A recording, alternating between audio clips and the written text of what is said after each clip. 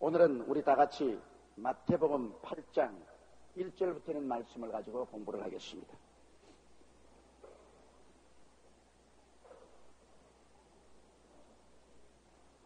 우리 마태복음 8장 1절부터 있는 말씀을 읽겠습니다. 예수께서 산에서 내려오시니 허다한 무리가 쫓으니라. 여러분, 예수님이 계시는 곳이나 가시는 곳은 언제나 허다한 무리가 쫓았습니다. 이 세상에서 사람 모으기가 여러분 절대로 쉬운 것이 아닙니다. 오라고 한다고 사람들이 모여옵니까? 사람이 다 자기 생활 가운데 이해관계가 있어야 모여드는 것입니다. 내가 필요한 것이 채움받고 내게 유익되어야 사람들이 모여오지, 나와 이해관계가 전혀 없는 데는 사람들이 모여올 택이 없어요. 그럼 예수님이 가시는 곳마다 사람들이 많이 모여오는 이유는 사람들이 필요가 채워진다는 것입니다. 사람들의 생활 속에 그들이 절실히 도움이 필요한 것이 예수님께 가면 채워진다. 이해관계가 있다. 그러므로 자기에게 이익이 되기 때문에 사람들이 예수님 가는 곳에 따라가는 것입니다. 나는 교회 성장 세미나에서 많은 목사들이 왜 우리 교회는 성도들이 안 오는가, 거기에 대해서 굉장히 마음속에 불안과 초조감을 가지고 있는 것을 보았습니다. 그래서 교인들이 교회에 많이 오게 하기 위해서 여러 가지 방법을 씁니다. 구역을 잘 조직한다, 교회를 개방해서 지역사회가 그곳에 와서 노인학교도 하고 주부학교도 하고 행사도 하도록 허락해준다. 온갖 방법을 다 쓰는데도 교회가 부흥이 안 됩니다. 그런데 제일 핵심적인 문제에 주의 종들이 언제나 실수를 하는 겁니다. 그건 뭐냐면 주의 종들이 자기가 교회에 목회를 하는데 왜 성도들이 모여와야 되는가에 대해서 깊이 생각하지 않습니다. 여러분, 교회 목사님이 성도들이 필요한 것을 채워주면 성도들이 오는 것은 마땅한 일입니다. 성도들의 생활 속에 부족한 것, 모자란 것을 말씀으로 채워주면 성도들이 왜 안 와요? 교회에 온데 유익이 되는데 왜 교회에 안 와요? 근데 대다수의 주의 종들은 자기가 설교를 잘 한다고 인정을 해버립니다. 나는 설교는 잘하는데 교인들이 나빠서 설교를 알아듣지 못하고 열심을 내지 않고 교회 오면 잠을 잔다. 자꾸 교인들에게 책임을 전가시키고 자기가 설교를 얼마나 못한다는 것을 인정 안 하려고 합니다. 제가 온 세계 다니면서 주의 종들 보고 강의할 때 구역 조직이나 이런 이야기하면 전부 노트를 가지고 막 적어제낍니다. 설교에 대해서 이야기하면 노트 탁 접쳐놓고 연필 딱 놓고 이렇게 앉아있습니다. 그건 뭐냐? 나는 설교는 잘한다, 그 말인 겁니다. 그러나 가장 핵심적인 문제는 성도가 안 모여오는 것은 설교를 잘 못하기 때문에 안 모여오는 것입니다.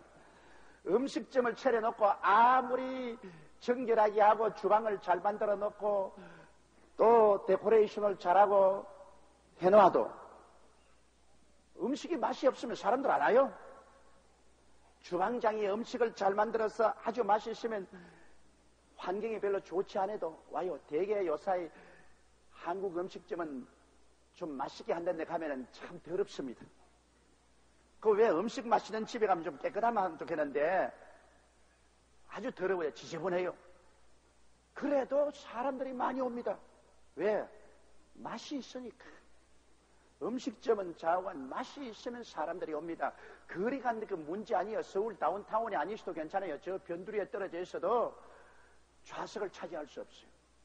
문제는 맛있어야 돼요. 그러면 강단에서 하나님 말씀은 사람들의 요구를 채워줘야 돼요.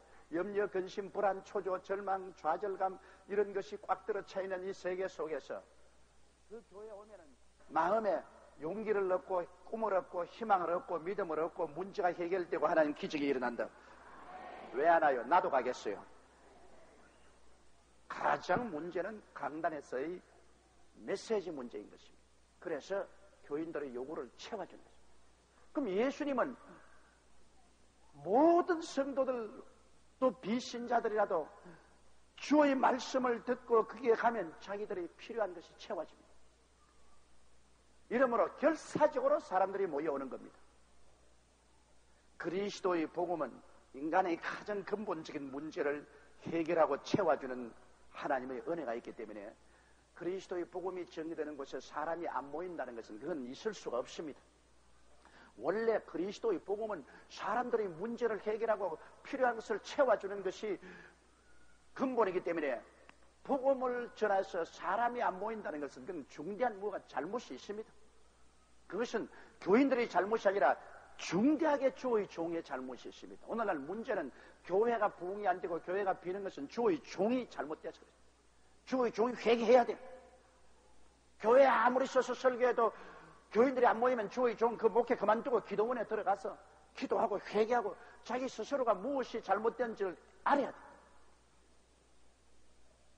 왜 교인들 자꾸 원망하고 교인이 열심을 안 된다, 교인들이 충성한다고 원망을 합니까? 문제는 복음을 전가하는 당사자인 것입니다.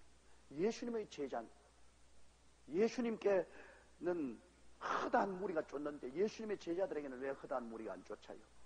그건 그리스도의 전가하는 복음을 전하지 않기 때문에 그렇지. 교회 좌석이 텅텅 비어 있다는 것은 있을 수가 없는 일입니다. 사람들은 모두 다 오늘날 기갈에 취하고 기근에 취해 있어요. 이 기갈을 채워주고 기근을 채워줄 곳을 찾고 있어요. 교회가 그것을 하면 왜 사람들이 안 오겠습니까? 더구나 요사이 IMF 상황 속에서 사람들은 의지할 곳을 찾지 못하고 있습니다. 바람에 불려 날리는 갈대와 같이 마음이 흔들리고 있습니다. 중심을 잡고 의지하고 나갈 만한 처소를 찾고 있습니다. 교회가 참으로 하나님의 말씀을 올바르게 증거해서 문제를 해결해 준다면 오늘날 이 시대에 교회에 사람들이 넘쳐나지 아니할 수가 없습니다. 이것은 우리가 깊이 짚고 넘어가야 될 일인 것입니다. 예수님께서 산에서 내려오시니 허다한 무리가 쫓으니라. 2절요. 한 문둥병자가 나와 저라고 가로되 주여 원하시면 저를 깨끗게 하실 수 있나이다. 예수님 당시에 문둥병 환자는 동리 안에 못 들어옵니다. 동리 밖에 있어야 됩니다. 성한 사람이 같이 오면은 그들은 고함을 차립니다. 부정하다! 부정하다! 부정하다! 그렇게 외침으로 사람들이 가까이 오지 못하게 합니다. 만일 문둥병 환자가 성한 사람들 사는 동리 가운데로 들어왔다가는 돌에 맞아 죽습니다. 그런데 이 문둥병 환자가 예수님이 산에서 허다한 무리와 같이 내려오는데 담대하게 예수님 앞에 뛰어나왔다는 것은 막 죽기 아니면 살기입니다. 문둥이로 살 바에는 막 돌에 맞아 죽어도 좋다. 예수님께서 문둥병을 고치는 권능이 있다는 것을 그는 깊이 알고 있었어요. 예수님은 하나님 아들로서 문둥병을 고칠 수 있는 능력이 있는 것은 아는데 예수님이 고치는 것이 당신의 뜻인지 아닌지 그거는 몰랐어요. 예수님이 하나님 아들로서 문둥병을 고치는 권능이 있는 것은 알지만은 병 고쳐주는 것이 주님의 뜻인지 아닌지는 몰랐어요. 뜻이 아니면 돌에 맞아 죽고 뜻이면은 내 일생을 고쳐 둘 중에 하나를 해야 되겠다. 그래서 이 문둥병 환자는 예수님께 뛰어나왔습니다. 그 중에는 모든 사람들이 고함을 쳤을 것입니다. 또 성한 사람들이 돌멩이를 들어가지고 치려고 했을 것입니다. 그럴 때 그 진 문둥이가 예수님께 꿇어 엎드려 그는 처절한 모습으로 주를 쳐다보았습니다. 눈은 이절어지고 입술은 벌써 무너졌고 귀는 하나 떨어져 나가버리고 없고 손을 들었는데 손톱 마디마다 다 떨어져 나갔습니다. 문둥이라는 것은 몸이 썩어져 내려가는 겁니다. 주여 원하시면 저를 깨끗하게 하실 수 있나요? 주님은 할 수 있는 능력이 있습니다. 그러나 원하는지 원하지 않은지 그걸 모르겠습니다. 그때 예수님이 뭐라 했습니까? 그를 보고 척은 여기서 손을 내밀어 그 고름이 질끈거리는 머리에 손을 얹고 내가 원하노니 깨끗함을 받아라. 즉시로 깨끗해졌습니다. 시간이 안 걸려 순식간에 문둥이가 사라져버리고 깨끗한 사람이 되었다. 이 한 가지 사건을 통해서 여러분 영원히 우리가 해결돼야 될 문제가 있습니다. 병 낫는 것이 주님의 뜻인가 아닌가 그것을 자꾸 묻는 사람이 있는데 병 고치는 것은 주님의 뜻이라는 것을 이 한 구절로서 해결해버리고 마는 것입니다. 병 중에 가장 흉악한 병이 문둥병입니다. 그 문둥병이 걸린 사람이 주님이 원하시는 나를 깨끗하게 해주시네. 내 병 낫는 것이 주의 뜻입니까 아닙니까? 그걸 물은 것입니다. 주님께서 두 말 하시고 내가 원하노니 깨끗함을 받으라. 그래서 우리가 병에서 고침받는 것은 주의 뜻입니다. 이거 확실히 알아야 돼요. 근본적인 뜻이 치료에 있습니다. 그렇지 않고면 왜 예수님께서 우리 연약한 것을 친히 담당하시고 병을 짊어지고 가셨습니까? 십자가에서 우리 연약한 것을 친히 담당하시고 병을 짊어지고 가셨습니다. 사람들은 생각하기를 예수님이 십자가에 못 박인 것은 예수님 혼자 못 박인 것으로 생각하는데 그것 절대 잘못입니다. 예수님 안에 아버지와 성령이 함께 못 박인 것입니다. 하나님이 십자가에 못 박인 것입니다. 하나님은 삼위일체 아닙니까? 삼위일체를 여러분 내가 태양의 넓이에서 말씀하지 않습니까? 태양이 있으면 그 가운데 빛이 있고 열이 있고 빛을 이렇게 들여다보면 빛 속에는 열이 있고 그 안에 태양이 있습니다. 따뜻한 곳에 찾아가면 그곳에 빛이 있고 태양이 있습니다. 언제나 태양은 하나지만은 태양과 빛과 열 삼위일체가 되는 것입니다. 태양은 삼위일체입니다. 이러므로 아버지 속에서 예수님이 나오고 성령님이 나왔습니다.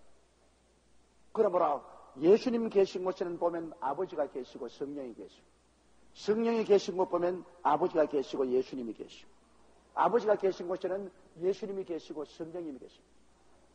태양이 있자 말자 빛과 열이 생긴 것처럼 아버지가 있자 말자 예수님과 성령은 동시에 계신 것입니다. 그러므로 예수님이 십자가에 못 박였다는 것은 예수님 안에 아버지와 성령이 함께 십자가에 못 박인 것을 말하는 것입니다. 예수님이 십자가에 못 박였다는 것은 하나님이 십자가에 못 박인 것입니다. 이 죄짓고 더럽고 보잘것없는 인생을 위해서 하나님이 십자가에 못 박혔다. 여러분 한번 생각해 보십시오. 모골이 송연합니다. 내가 뭐기에 나 같은 인생을 위해서 하나님이 십자가에 못 박였어.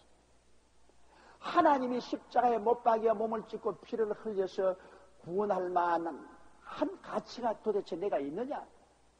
내가 내 스스로 볼 때는 참 보잘것없은 가치가 없는 인간으로 보는데 하나님이 보실 때는 하나님 자신을 십자가에 못 박아 죽이기까지 대가를 지불하고 우리를 구원할 정도니 하나님 보실 때는 우리를 굉장히 귀하게 보신 것입니다. 존귀하게 보고 아름답게 본 것입니다. 우리가 우리를 보는 것은 아무것도 아닙니다. 하나님이 우리를 보실 때 너무나 아름답게 보고 존귀하게 보고 귀하게 보았기 때문에 우리 살리려고 하나님이 직접 십자가에 못 박였다. 여러분 살리려고 하나님이 십자가에 못 박였다. 전지전능 무소부재하신 하나님. 그러니 여러분 그 하나님의 희생이 얼마나 지극히 크시고 그 하나님이 우리를 얼마나 존귀하게 보시고 계신다는 것을 알게 되고 정말 하나님 앞에 몸둘 곳이 없습니다. 그러므로 목숨을 다하여 하나님을 섬겨도 여러분 아깝지 않습니다. 하나님이 나를 그렇게 귀중히 여겨주시는데 내가 어찌 하나님을 귀중히 여기지 않겠습니까?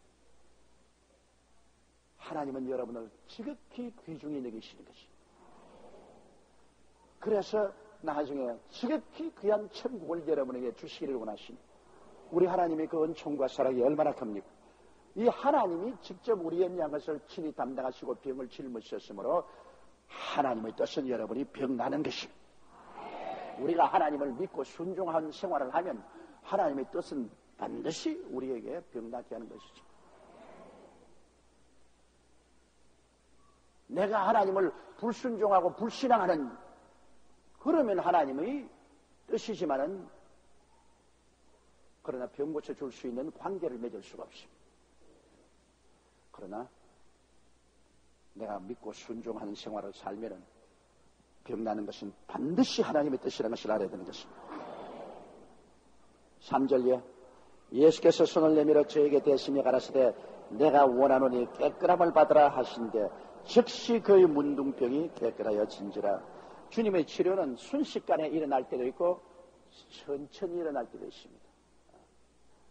기적으로 나을 때는 순식간에 나고 신유로 나을 때는 천천히 낫습니다. 기적은 순식간에 창조하는 것이 기적입니다.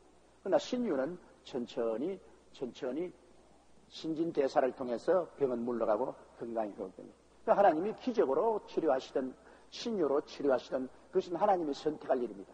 그러나 우리가 하나 아는 바는 하나님은 우리를 고치실 수 있는 능력이 있고 또 하나님은 우리를 고치시기를 원하신다는 것입니다. 기독교의 복음은 치료입니다. 치료가 없는 기독교의 복음은 반쪽 복음인 것입니다. 아담과 하와가 에덴에서 타락한 이후로 영도 마음도 몸도 생활도 병들어서 파멸되기 때문에 세이비어, 즉 구주가 오신다면 반드시 치료자가 되어야 되는 것입니다. 윤리와 도덕적인 교훈만 가르치는 자는 구주가 될 수 없습니다. 주님이 오시면 반드시 치료자가 되어야 됩니다. 왜? 아담과 하와가 하나님의 법을 불순종한 결과로 영도 마음도 몸도 생활도 병들어서 파멸되기 때문에 이제 구주가 오시면 사람의 영혼을 복구시킴과 동시에 치료하는 자가 되어야 구주가 될 수 있습니다. 치료하지 않으면 구주가 안 돼요. 예수님은 이전에도 모든 성년 군자들이 많이 와서 윤리와 도덕적인 교훈을 많이 하고 종교를 가르쳤지만은 그들은 치료하지 않았습니다. 그렇기 때문에 구주가 아닙니다. 반드시 구주가 되려면 치료해야 되는데 예수님만이 오셔서 인간의 영과 마음과 몸과 생활을 치료하셨습니다. 그러므로 그리스도는 구주가 되신 것입니다. 오늘날 우리 주 예수 그리스도라고 말하면 예수님은 여러분 치료자가 되어야 되는 것입니다. 영을 치료하고 마음을 치료하고 몸을 치료하고 생활을 치료해서 온전하게 만들어주는 치료자가 되어야 참된 구주가 될 수 있는 것입니다. 그러므로 그리스도의 복음은 치료하는 복음이라는 것을 여러분 잊어서는 안 되는 것입니다. 4절요. 예수께서 이르시되 삼가 아무에게도 이르지 말고 다만 가서 제사장에게 내 몸을 보이고 모세의 명한 예물을 드려 저희에게 증거하라 하시니라. 옛날에도 문둥이가 깨끗함을 입으면 반드시 제사장에 가서 제사장이 정말 깨끗이 나았는지 조사하고 그 다음에는 하나님 앞에 예물을 드려 의식을 집행해야 됩니다. 레위기 14장 2절 이하에 보면 있는데 그 중에 가장 중요한 의식은 그것입니다. 문둥병으로 나은 사람이 제사장에 가면 제사장이 그 사람을 조사하고 난 다음에 진짜 문둥이 나으시면 살아있는 새 2마리를 가지고 질그릇과 함께 백향목과 붉은 실과 우슬초를 가지고서 흐르는 물로 갑니다. 시냇물에 물이 잘 흐르지 않습니까? 그게 질그릇 속에 새 한 마리 목을 틀어서 잡습니다. 그래서 질그릇에 피를 담아요. 그 피로서 문둥병 나은 사람에게 7분, 2, 3, 4, 5, 6, 7분 피를 뿌려요. 그리고 그 다음에는 백향목과 붉은 실과 우슬초로 그 피를 취해가지고서 또 한 마리 새에다가 그 피를 뿌리고 새는 날려보내버립니다. 그것이 가장 중요한 의식 중에 하나입니다. 그 의미는 뭐냐? 여러분, 이 새는 하늘을 나르지 않습니까? 우리 주 예수님을 상징하는 것입니다. 예수님을 새를 질그릇 속에 잡았다는 것은 예수님은 육신을 쓰고 오셔서 질그릇, 육신의 질그릇이 되어 오셔서 그 질그릇 속에서 예수님이 피를 흘려 죽으신 것입니다. 이 보배를 질그릇에 가 있다고 말했습니다.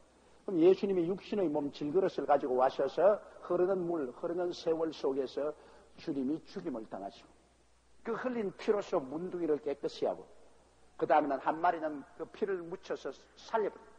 주님께서 부활해서 승천할 것을 말하는 것입니다. 한 마리 새는 죽고 한 마리 새는 그 피를 묻혀서 날아갑니다. 그래서 예수 그리스도께서 질그릇 같은 육신의 몸을 쓰고 오셔서 이 물흐르는 세월 속에 주님께서 우리 문둥병을 고치기 위해서 피를 흘려 죽으시고 그 다음에는 그 피를 묻힌 새는 이제 다시 한 마리는 날아가 버립니다. 문둥병은 여러분 죄를 상징합니다. 육신의 문둥병이 온 몸을 먹어 들어가는 것처럼 죄는 우리 영혼을 모두 다 파먹어 들어갑니다. 이 죄가 어떻게 정결함을 받습니까? 공중의 새처럼 주님이 오셔서 육신의 질그릇 속에 와서 피를 흘리신 예수님, 그 피를 우리가 받으면 7번 뿌리는 것은 완전한 치료를 말하는 것입니다. 7번은 완전 숫자니까. 예수님의 피로서 우리 영혼의 문둥병이 완전히 나아지는 것입니다. 완전히 나아져. 예수님은 다른 새는 나아서 날려버린 부활성천했습니다. 이러므로 예수 그리스도의 십자가의 보혈을 믿기만 하면은 그 흘리신 피는 우리 영혼의 문둥병을 완전히 씻어버리고 마는 것입니다. 아예 흔적도 없이 깨끗하게 씻어버리고, 그러므로 아무리 찾아봐도 정죄할 곳이 없는 의로운 사람이 되어버리고 마는 것입니다. 이러므로 믿음으로 말미암아 의롭다함을 얻었다는 것은 주를 믿음으로 말미암아 그 보배로운 피로 죄를 한 번도 안 지은 사람처럼 되어버리고, 하나님 앞에 조금도 부끄럼 없이 설 수 있는 자격을 얻게 되고, 마귀가 와서 아무리 참수하려도 참수할 곳이 없는 그러한 자격을 구비하게 되는 것입니다. 이것은 인간의 힘과 노력으로는 안 돼요. 예수님의 보혈을 믿음으로 되는 것입니다. 이렇게 의롭게 만들기 위해서 하나님 아들 예수님이 질그릇 같은 인생으로 오셔서 피를 흘리시고, 그 피를 가지고 우리를 완전히 용서해 주시고 부활성천하셨습니다. 바로 문둥병을 정결케 하는 것은 그 상징으로 제사장에게 제물을 드린 것입니다. 그래서 모세가 명한 예물을 들어 저에게 전가라고 했었습니다. 자, 5절요. 예수께서 가버나움에 들어가시니 한 백부장이 나와 간구하여. 자, 이 백부장인 것은 로마의 육군 대위쯤 되는 것입니다, 여러분. 그 당시에는 로마 사람들이 유대 나라를 점령하고 있었기 때문에 로마의 백부장이라면 그게 권세가 대단했습니다. 대단했어요. 로마의 육군 대위쯤 되면 굉장했습니다. 그런데 이 백부장이 예수님께 나와서 간구한다. 이게 있을 수가 없는 일입니다. 왜냐하면 지배하는 나라 사람인데 그 백부장이 지가 앉아가지고서 예수님 보고 오라 가라고 할 수 있는 그러한 로마의 정치적인 권력이 있습니다. 그럼에도 불구하고 이 백부장이 예수께 나와서, 다른 성경에 보면은 꿇어 엎드려 간구했다고 말했어요. 그러면 이 백부장은 예수님이 누군지를 아는 사람입니다. 사람을 모르면 그렇게 못해요. 주님이 하나님의 아들이요, 하늘과 땅의 모든 권세를 가지고 있는 위대한 분이라는 이 계시를 받은 사람인 것입니다. 여러분, 하나님의 계시가 마음에 임한다는 것은 참 중요합니다. 하나님의 성령이 와서 우리 마음에 깨달음을 주면 우리는 예수님이 누군지를 알게 되는 것입니다. 깨달음을 받지 못한 사람은 예수님을 사생자다, 어디서 왔는지도 모른다, 그는 하나의 행인 같은 종교인으로 살다가 죽었다, 이런 엉터리 같은 수작을 합니다. 그러나 성령이 와서 깨닫게 해주시면 예수님이 누군지를 알게 되는 것입니다. 유대인들도 예수님을 알지 못했는데 이 백부장은 성령이 오셔서 깨닫게 해주신 것입니다. 여러분이 예수를 믿은 것 다 성령이 와서 여러분에게 깨우침을 주시기 때문인 것입니다. 여러분이 예수님을 눈으로 보셨나요? 손으로 만져보았나요? 그 음성을 들었나요? 그렇지 않습니다. 그냥 예수님에 대한 이야기를 들었는데 수없이 많은 사람이 이 복음을 듣고도 그냥 지나갔습니다. 깨달아지지 않습니다. 근데 여러분은 이것이 마음속에 싹 들어와서 깨달아진 것은 성령이 그 마음을 열어주시게 됩니다.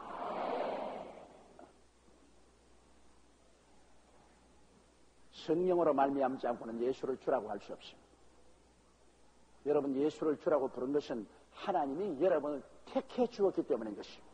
이 수많은 사람 가운데 하나님께서 직접 여러분을 택하여 가지고 있습니다. 그래가 만문을 여심해 복음이 되는 것입니다. 바울이 빌립보시 외곽에 가서 복음을 전가하는데 안식일날 자주장사 루디아의 마음을 하나님이 여심해 그가 예수를 마음속에 모셔드리고 그 가족과 함께 믿었다고 말했습니다. 하나님의 마음을 안 열고는 절대로 믿어지지 않아요. 그러므로 여러분 믿었다는 이 사실을 굉장히 귀하게 생각해야 되는 것입니다. 천지의 주제이신 하나님이 여러분의 마음을 열어주셨다.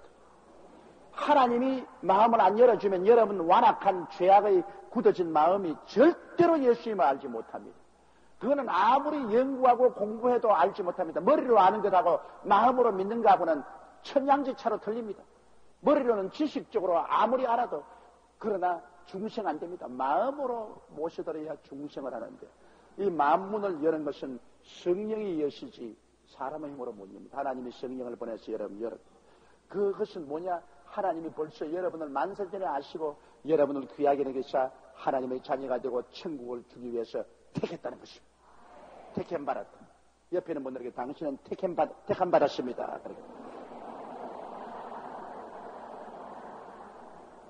뭐 사람이면 다 사람인 줄 알아요?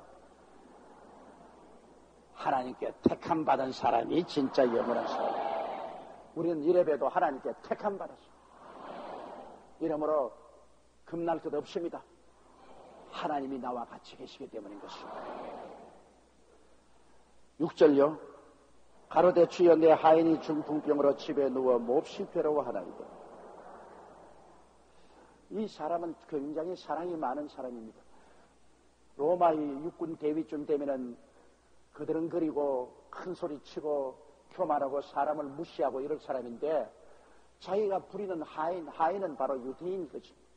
자기가 지배하는 비지배 민족인 그 유대인의 하인이 중풍이 들었으면 그들은 그냥 내버리는 겁니다. 하인들은 그것도 종이니까. 중풍 들으시면 내버려버려요. 죽으라고. 그런데 이 사람은 자기 하인이 중풍이 들려서 고통을 당하고 있는 그를 불쌍히 여기서 돌보기 위해서 예수님께 나와서 주님께 간구한다. 이거 만일 여러분 로마의 군 수뇌부에 알려지면 모가지 날아갑니다. 적어도 로마의 군 백부장이 로마에서 인정하지 않고 유대 사회에서 이단으로 손가락질을 받은 예수께 나와가지고서 굽신거렸다고 하면은 그것은 아주 우스꽝스러운 일입니다. 그럼에도 불구하고 이 사람은 하나님을 두려워하고 예수님이 누군 줄 알고 그리고 이 백부장은 자기 종을 사랑하는 사람이에요. 무시받고 천대받고 인권이라고는 전혀 없는 그 종이 이제 쓸모없이 되어 중풍으로 몹시 고통을 당하는데 그 고통이 너무나 불쌍해서 들어주기 위해서 예수님께 찾아와서 부탁을 합니다. 이 백부장은 훌륭한 사람입니다. 아마 이 백부장 지금 천당에 올라 앉아가지고서 내 설교 듣고 있을는지도 몰라요. 조 목사가 내 이야기 한다. 참으로 훌륭한 이방인이었습니다. 7절에요. 가라사대 내가 가서 고쳐주리라. 예수님이 두 말하지 않고 고쳐주리라는 것은 그 이유가 있습니다. 로마의 백부장등 되면 그들거리고 큰 소리하고 건방지게 놀 것인데 이가 주님께 나와서 예수님을 보고 주라고 불렀습니다. 그냥 당신이라고 말 안 했어요. 주여. 벌써 이 사람이 그리스도를 알고 신앙이 있는 것을 예수님 보았습니다. 누가 예수님 보고 주라고 부릅니까? 그리고 그 사람이 그 하인을 참으로 사랑하는 훌륭한 분이 알았기 때문에 주님이 두 말하지 않고 내가 가서 고쳐주라. 주님이 뭐 즉각 대답을 하셨습니다. 그런데 8절 보십시다. 백부장이 대답하여 가로되 주여 내 집에 들어오심을 나는 감당치 못하겠사오. 다만 말씀으로만 하옵소서. 그러면 내 하인이 낫겠삼나이다. 대단한 사람입니다. 이 백부장은 왜 대단한 사람이냐? 예수님이 하늘과 땅의 모든 권세를 가지고 계신 창조주라는 것을 인정했습니다. 이 창조주는 여러분 말 한마디로 다스린 것입니다. 임금이 여러분 직접 돌아다니면서 행정을 합니까? 임금은 앉아서 말만 하면 돼요. 말만 하면 그 말이 떨어지자 말자 쫙 명령이 통하는 것입니다. 그건 왜냐? 권세가 있기 때문인 것입니다. 권세가 있기 때문에. 가정에도 그렇지 않습니까? 아주 권세가 있는 남편은 말 한마디에 부인도 따르고 자식들도 따릅니다. 권세를 잃어버린 남편은 아무리 말했자 부인도 애들도 그건 뭐 아무 소용이 없어요.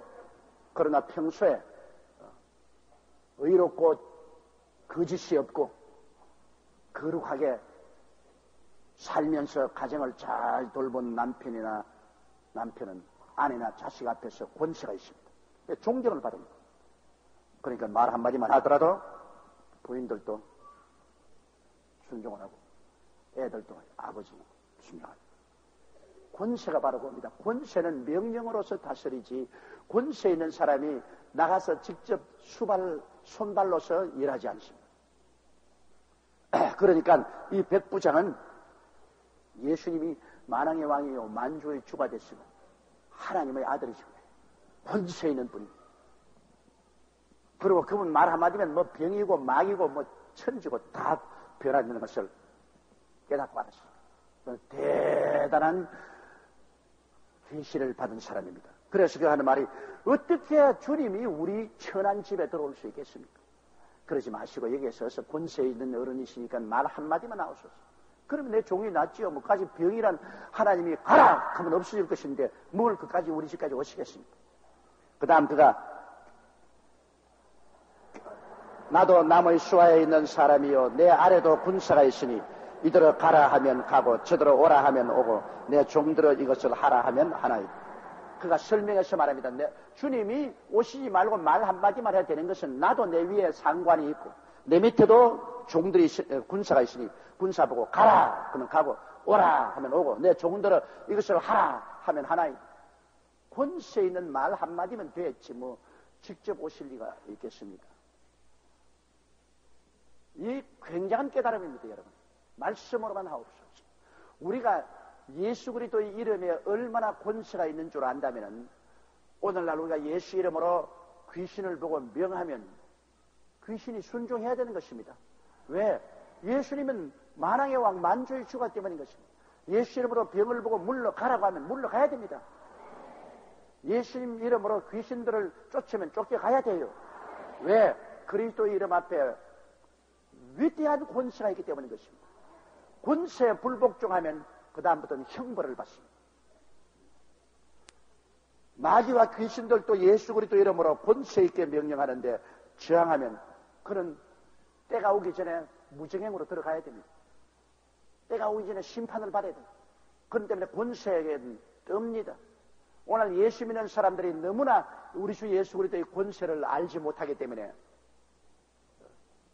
반신반의하면서 예수 이름을 쓰기 때문에 귀신들도 알고서 떨기는 떨면서도 넌 모르고 하는 소리다.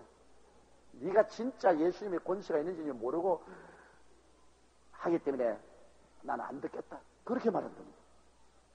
우리는 기도를 많이 하고 성령이 충만해서 정말 그리스도 이름을 사용할 때 권세 있게 사용해야 되는 것입니다. 권세는 엄한 명령 한마디로 이루어지는 것입니다. 그런데 이 백부장은 그때 성령도 안 받았는데 어떻게 이렇게 깨달은지 모르겠어요. 예수님은 절대 주권자다. 나도 조그마한 권세를 가지고 있기 때문에 내 밑에 있는 병사 보고 가라면 가고 오라면 오고 이 종들을 하라면 하고 그것은 명령을 듣지 않으면 형벌이 따라오기 때문에 병사나 종은 순종하는 겁니다. 하나님의 아들의 명령을 불순종하면은 천군 천사들이 둘러 진쳐서 그를 체포해서 형벌을 가합니다.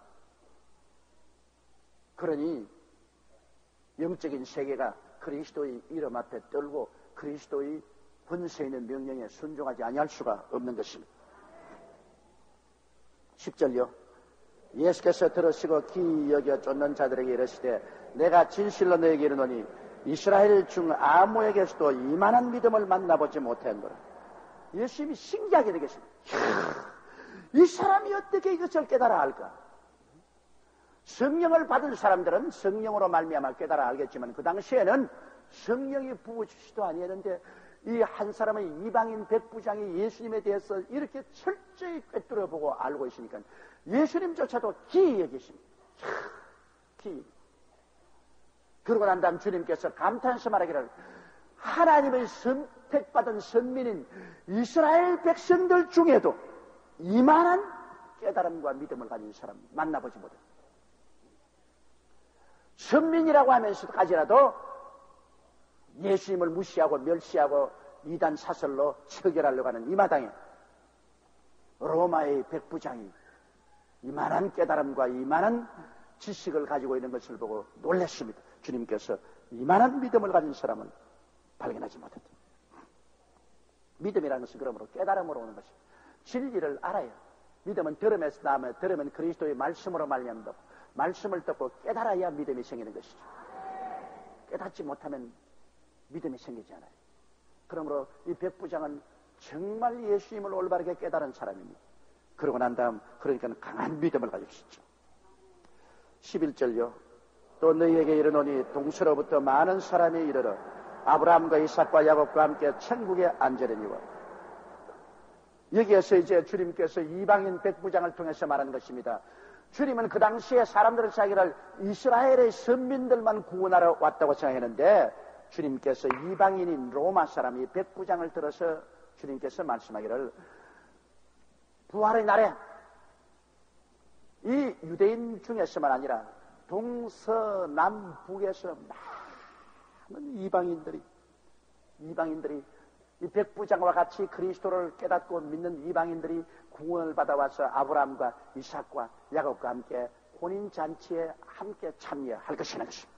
여기에서 벌써 예수님은 이방인의 구원에 관해서 주님께서 확실히 말씀합니다. 이 백부장 같은 이방인이라도 예수님을 올바르게 깨닫고 믿으면 동서사방에서 많이 와서 혼인잔치에 참여하게 될 것이다. 그러나 12절요. 나라의 본 자손들은 바깥 어두운 데 쫓겨나 거기서 울며 이를 갈미있어. 나라의 본 자손은 바로 유대민족을 말하는 것입니다. 아브라함과 이삭과 야곱의 후손인 바로 유대민족들은 그들은 전통만 고수하고 하나님의 아들 예수 그리스도의 계시를 받아들이기를 거부합니다. 그리스도를 배반함으로 말미암아 이 나라의 본 자손들은 오히려 쫓겨나서 버림받아 지옥의 어두운 데 가서 이를 갈며 고통하며 있을 것이라고 말하는 것입니다.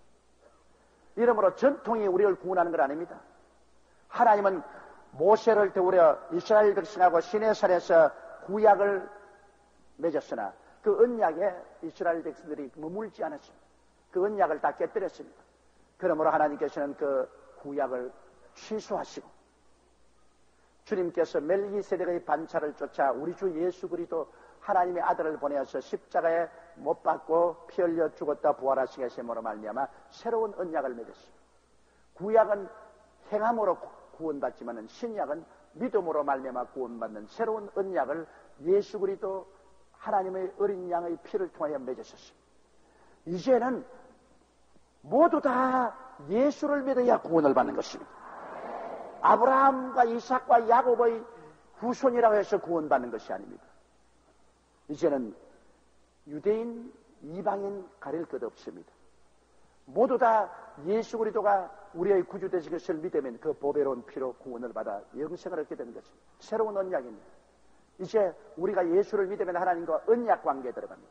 하나님과 언약 관계에 들어가면 하나님은 믿는 자에게 성령을 보내주시는 것입니다. 구약시대는 하나님과 언약 관계에 들어가면 계명을 주셨습니다. 유대인들이 태어나서 할례를 받고 하나님과 언약 관계에 들어가면 10계명을 주었습니다. 계명을 주셨습니다. 이걸 지키면 구원받는다. 오늘날에 와서는 우리가 예수를 믿고 보혈로 씻음받아 구원을 받으면 언약을 맺으면 하나님은 계명이 아니라 성령을 보내주시는 것입니다. 성령을 따라 살아라. 그 성령이 우리와 같이 와서 우리를 위로하고 격려하고 힘주고 우리에게 능력을 주고 우리는 오늘날 신약시대는 성령을 더우려 사는 것입니다. 구약시대는 계명을 더우려 살지만은 오늘날 우리는 성령으로 사는 것입니다. 성령으로 살면 성령으로 행하게 되고 성령으로 행하게 되면 육체의 정욕을 이루지 않게 되는 것입니다. 이러므로 오늘날에 와서는 첫째도 성령이요 둘째도 성령이요 셋째도 성령이요 성령 충만하고 우리의 모든 삶 속에 구약시대 늘 계명을 외우듯이 우리는 늘 성령님을 인정하고 환영하고 모셔드리고 의지하고 살아야 되는 것입니다. 신약의 계명은 바로 성령입니다. 그러므로 성령 없는 교인은 교인이 아닙니다. 성령 없는 교회는 교회라고 할 수 없습니다. 우리는 성령으로 충만해서 성령으로 더우려 살아야만 되는 것입니다. 그 다음 13절 예수께서 백부장에게 이르시되 가라 내 믿은 대로 될지어다 하시니 그 시로 하인이 나으니라. 와 가라 내 믿은 대로 될지어다. 여기에 내가 믿었으니 되었다 그렇게 말하지 않았습니다. 내 믿은 대로 될지어다. 믿음이라는 것은 여러분 우리가 가지고 있는 것입니다. 이 백부장이 예수님을 깨달으니까 믿음이 생겨났지 않습니까? 오늘날 우리들도 예수님을 깨달으면 믿음이 생겨나요. 우리가 예수를 믿을 때 성령으로 말미암아 믿음을 다 우리에게 주셨는데, 분량대로 믿음을 주셨는데, 이 믿음이 깨달으면 자꾸 자라는 것입니다. 깨닫지 않으면 안 자라요. 그러나 깨달으면 자라요. 며칠 전에 내가 어느 성도에게서 편지를 받았는데, 그는 여태까지 늘 예수를 믿으면서도 11조 드리는 것이 무엇인지 몰랐다는 것입니다. 그저 예수 믿으면 구원받고 천국 가는 것이고 복받는 것이지 11조 드리는 것이 무엇인지 몰랐는데, 그가 말라기를 읽다가 칵 깨달았다는 것입니다. 이야, 이 물질적인 축복을 받으려면 반드시 11조를 드려야 되겠구나. 그 믿음이 와짝 생겼어요. 그래서 그 11조를 편지와 함께 제게 보내면서, 나는 여태까지 예수 믿으면서 11조 드리는 데 대한 것은 몰랐는데 내가 깨달음을 얻자 11조를 드림으로 주님이 복을 주시는 믿음을 얻었습니다. 그러고 보내죠. 믿음은 들음에서 나며 들음은 그리스도의 말씀으로 말미암으니라. 우리가 설교를 듣고 깨달으면 믿음이 자라기 시작하는 것입니다. 그러므로 우리 부흥회 가는 것도 부흥회에 가서 막 부흥 강사가 설교할 때 그 말씀을 들음으로 마음이 깨달아집니다. 사람들은 자꾸 육체로 흥분하는데 뭐 뜨거워지고 막 벌벌 떨고 막 뒹굴어지고 넘어지고 자빠지고 막 그 나쁘다고 말은 안 해요. 그러나 벌벌 떨었다고 믿음이 생기지는 않습니다. 또 넘어졌다고 해서 믿음 생기는 건 아닙니다. 나는 비평은 안 해요. 왜냐하면 성령 역사에서 요한도 밤모섬에서 죽은 자같이 넘어진 적이 있으니까. 넘어진다고 해서 아니요, 바울도 다메섹으로 가다가 그리스도를 만나고 그는 말에서 떨어져 쓰러진 그런 경험도 있으니까. 그러니까 진짜로 넘어진 사람도 있고 가짜로 넘어진 사람들도 있고, 진짜로 떠는 사람도 있고 가짜로 떠는 사람도 있고, 그러니까 뭐 떨고 싶으면 좀 떠라고 그냥. 그런데 나 비평은 안 해요. 넘어지고 싶으면 넘어져도 괜찮아. 그러나 그런 것이 믿음을 갖다 주지는 않습니다. 믿음은 말씀을 깨달아야 오는 것입니다. 그렇기 때문에 말씀 전개가 가장 중요한 것입니다. 말씀을 깨달아야 됩니다. 어떤 사람들, 목사들, 뭐 미국에 가서 은혜 받았다고 와서 오자마자 교인들 줄 세워놓고 자꾸 넘어뜨리라고 하는데 막 밀어가 넘어지고. 나 비평은 안 합니다. 그러나 그 귀찮스럽게 뭘 넘어지게 하고 있어요. 넘어지고 일어난다고 해서 뭐 특별히 뭐 은혜가 오나요? 그런 것은 감정적인, 일시적인 페스티벌이지. 감정적인 기분 좀 춤도 추고 하잖아요. 그런 페스티벌 기분이지, 믿음은 말씀을 쓰는 것이다. 말씀을 등한히 하고는 결코 믿음이 자라지 않습니다. 이러므로 여러분께서 말씀을 중심으로 쓰십시오. 기도하고 말씀을 깨달으려고 하십시오. 깨달으면 믿음이 생기고 깨달으면 믿음이 생기고, 믿음이 강해지면 강해질수록 주님은 말씀입니다. 내 믿은 대로 될지어다. 우리 믿음으로 말미암아 되는 것이지, 주님이 너는 믿음이 없는데 내 믿음으로 되느니라 그렇게 말하잖아요. 우리 모든 사람들이 믿음으로 주님과 연결이 되면은 그 믿음의 분량에 따라서 하나님의 권세가 우리에게 임하는 것입니다. 그러면 기적이 일어나게 되는 것입니다. 이러므로 여러분 모든 사람들에게는 하나님이 믿을 수 있는 힘을 이미 주셨습니다. 그 믿음은 말씀을 통해서 여러분 자라게 되는 것입니다. 14절요. 예수께서 베드로의 집에 들어가서 그의 장모가 열병으로 알아누운 것을 보시고, 자 보십시오. 예수님은 가는 곳마다 인간의 문제에 부딪히고 그 인간의 문제를 해결해 줌으로 말미암아 수많은 사람이 따라오게 된 것입니다.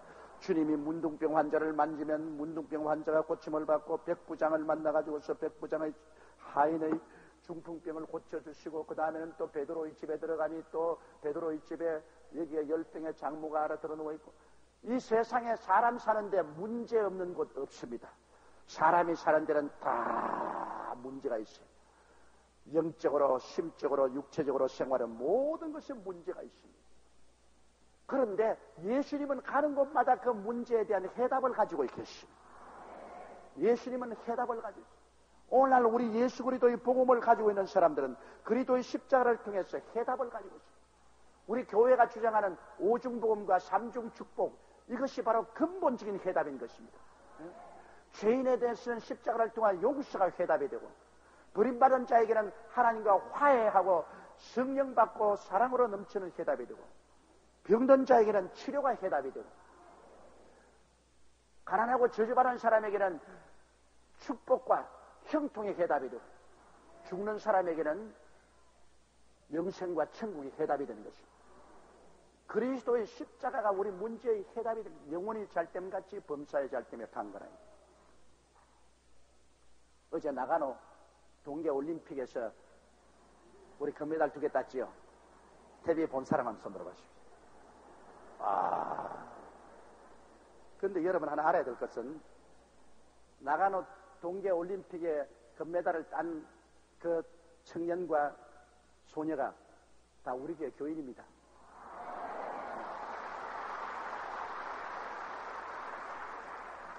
남자 1000m 그 사람도 가기 전에 내게 안수기도 받고 갔고 제2선견 교인입니다. 그 다음에는 여자 3000m 릴레이 맨 마지막에 뛴 사람은 제3선견에 나가는 딸입니다. 그 어머니가 그 기간 동안에 오살리 기도원에서 금식 기도하고 있었습니다. 하나님이 축복을 해주셨습니다. 어제 우리 보면 실력으로 된 거 아닙니다. 지혜로 된 것이 지혜로. 남자 1000m도 몸은 중국 사람 뒤에 있는데 발부터 먼저 내밀어 가지고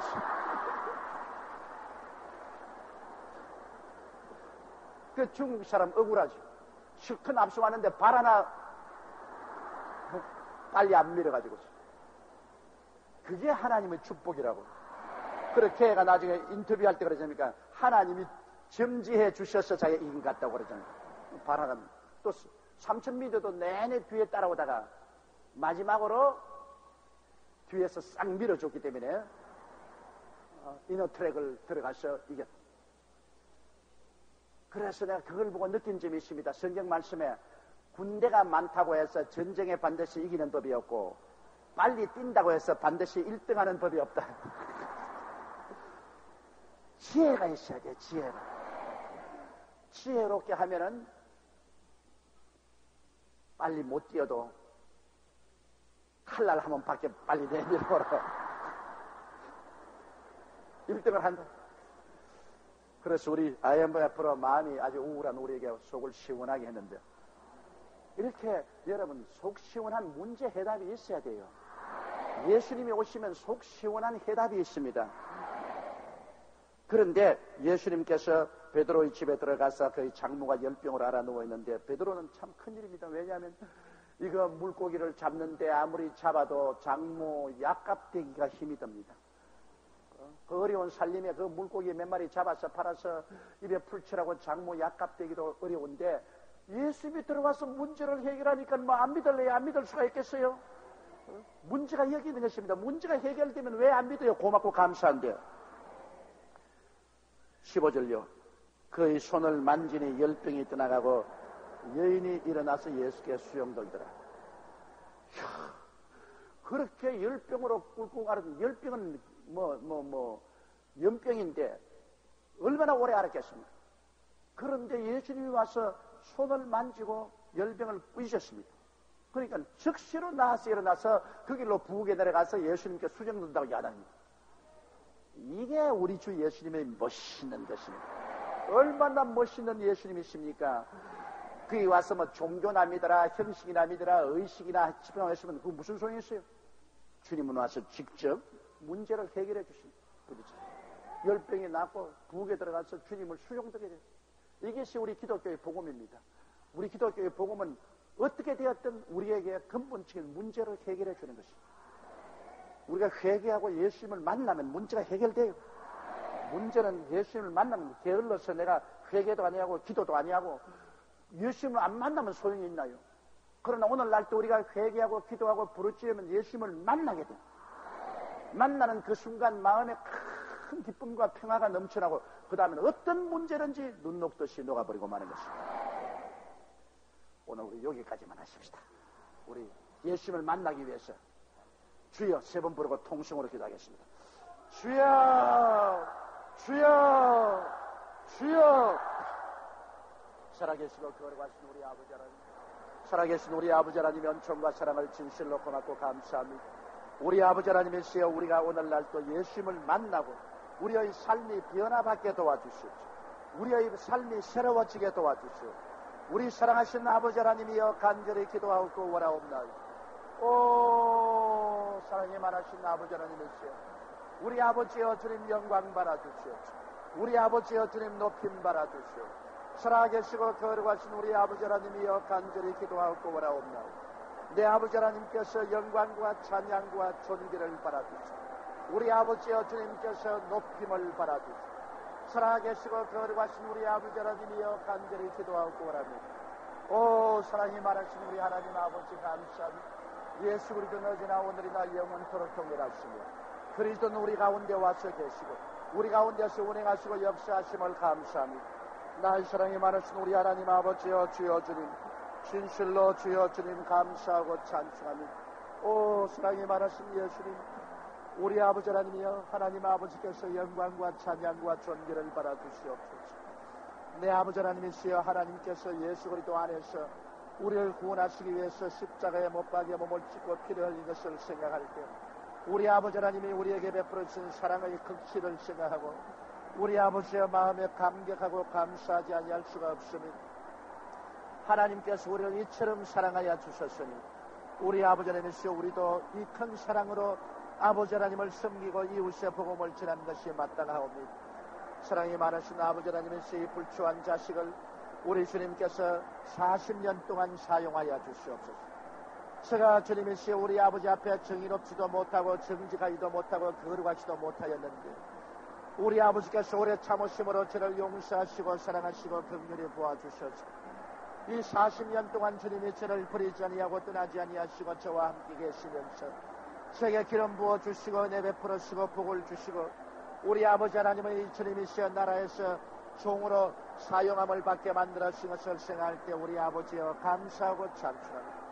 우리 아버지 하나님이시여, 40년의 긴 세월을 주님이시여 달려와서 이제 주님이시여 불초종이 60세 살이 되었습니다.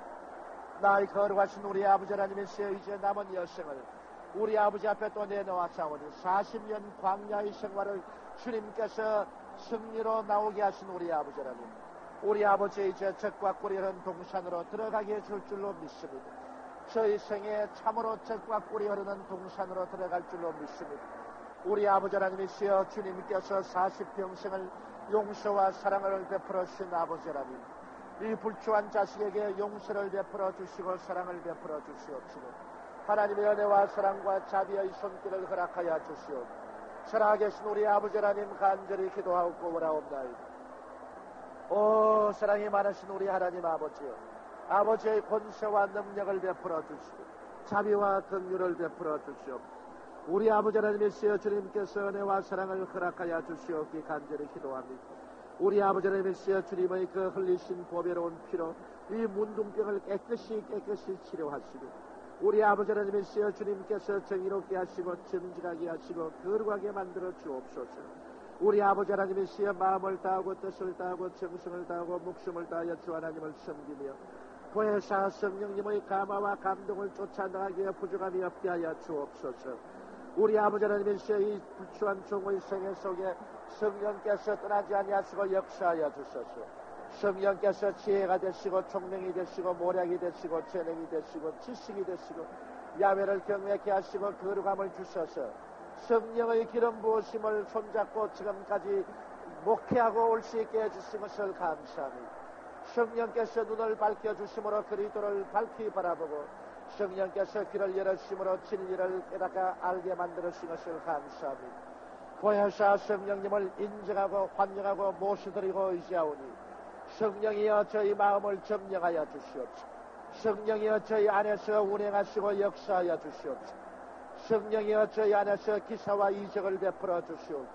살아계신 우리 아버지 하나님이여, 간절히 기도하고 원합니다.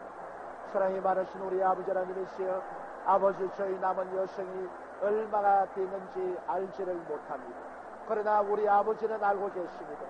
아버지 날수 동안 주님께 충성을 다하고 헌신하며 살아갈 수 있도록 도와주시옵기에 간절히 기도합니다. 하나님, 우리 아버지여, 진실로 저는 더 이상 명예를 바라지 않습니다. 우리 아버지는 이제 더 이상 사람들에게 칭송받기를 원치도 않습니다. 더 이상 어떠한 지위를 주님이시여 바라지도 않습니다. 우리 아버지 하나님께서 일용할 양식을 주시면 조각으로 감사합니다. 우리 아버지 하나님이시여, 남은 여생을 주님이시여 오직 교회를 위해서 아버지 하나님 중에 사명 주신 대로 교회를 위해서 충성하게 도와주시옵소서.